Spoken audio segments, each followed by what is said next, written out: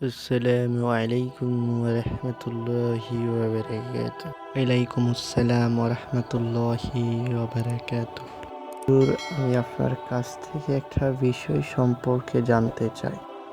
আচ্ছা, আপনি তাহলে আপনার বিষয়টা আমাকে বলুন।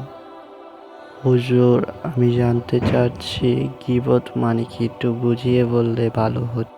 আচ্ছা, তাহলে শুনুন। গীবত আরবি শব্দ, এর আবিধানিক অর্থ হচ্ছে পরনিন্দা করা, সমালোচনা করা ইত্যাদি।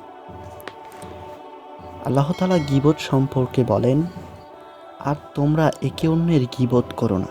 তোমাদের কেউ কি তার মৃত ভাইয়ের গোশত খেতে ভালোবাসবে? বস্তুত তোমরা নিজেরাই তা অপছন্দ করে থাকবে।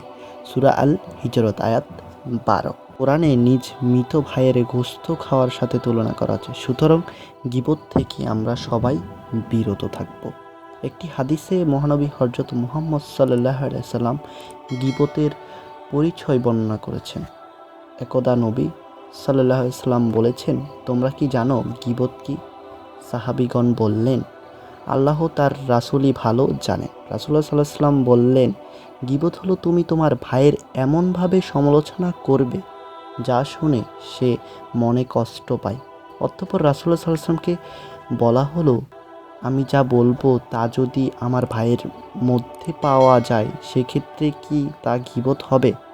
উত্তরে রাসূলুল্লাহ সাল্লাল্লাহু আলাইহি সাল্লাম বললেন, তুমি যা বলছো তা যদি তার মধ্যে থাকে তবে তা গীবত হবে, আর যদি তা তার মধ্যে না পাওয়া যায় তবে তা হবে অপবাদ। সুতরাং আমরা সবাই গীবত থেকে বিরত থাকবো ইনশাআল্লাহ।